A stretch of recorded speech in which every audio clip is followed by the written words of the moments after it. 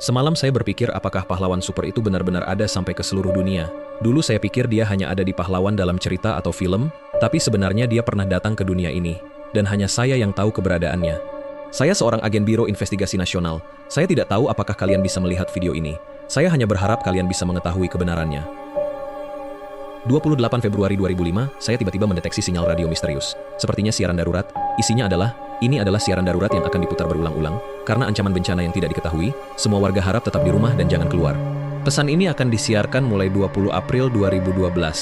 Sampai, konten sinyal terakhir tidak lengkap. Sepertinya terputus di suatu titik. Setelah dilacak lokasinya, sinyal berasal dari dekat pegunungan di Lianyungang. Saya mencari-cari arsip dokumen, dan tidak menemukan catatan tentang bencana besar apapun di sana. Lagi pula, bagaimana mungkin sinyal dari tahun 2012 bisa diterima oleh kami setelah lewat 10 tahun?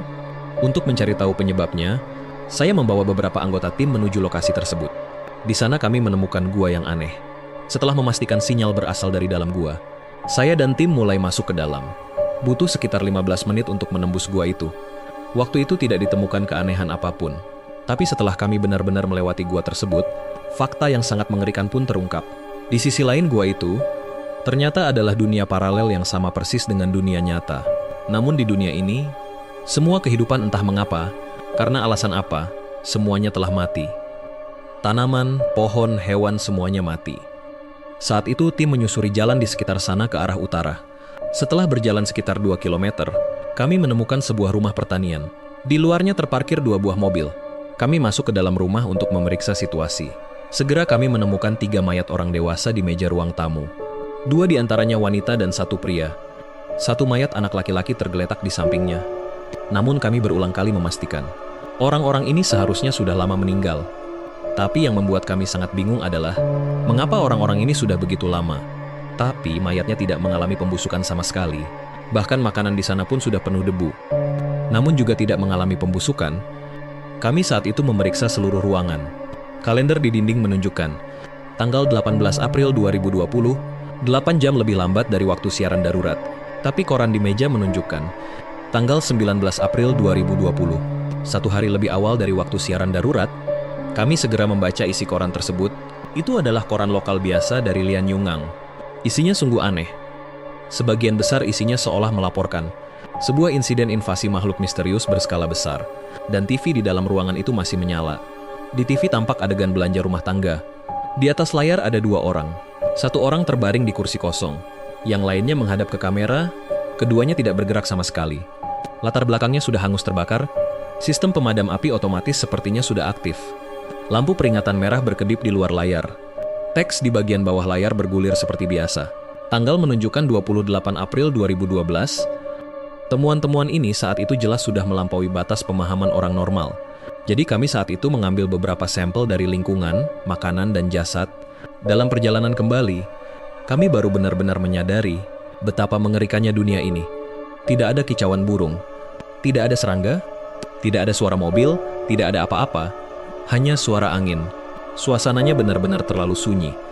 Setelah berhasil membawa pulang sampel tersebut, para ilmuwan kami segera menganalisis sampel-sampel tersebut dan segera menemukan fakta yang mengejutkan.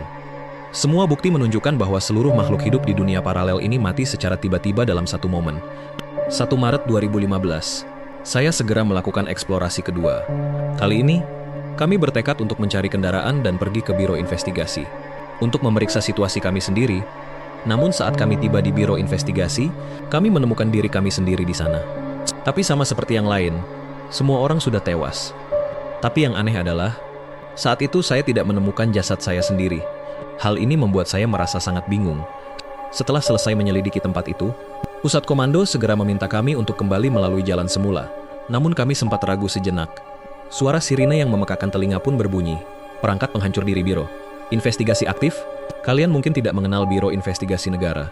Karena ada terlalu banyak rahasia yang disembunyikan di sini, jadi memasang perangkat penghancur diri adalah hal yang sangat wajar. Bantuan dan evakuasi tim Huo-Huo. Dalam perjalanan evakuasi, kami melihat beberapa bayangan menakutkan. Monster buas yang perlahan mendekat, dan dewa-dewi terdistorsi yang mengepung kami. Mereka menyerang kami begitu saja. Tepat saat kami mengira hidup kami akan berakhir, monyet itu pun muncul. Dia beraksi di hadapan para dewa di langit. Aku merasa monyet itu terlihat sangat familiar. Sebelum kembali ke realitas, dia seolah menarik sesuatu keluar dari tubuhku. Akhirnya, hanya aku yang kembali ke dunia nyata. Seminggu setelah operasi investigasi ini berakhir, tepatnya pada 9 Maret 2020, yang ketiga, sekaligus operasi investigasi terakhir pun dimulai. Karena tempat itu terlalu berbahaya, Pusat Komando memutuskan untuk menggunakan drone untuk investigasi. Drone itu berada di Biro Investigasi. Di tengah reruntuhan ledakan, menemukan sebuah buku harian yang aneh.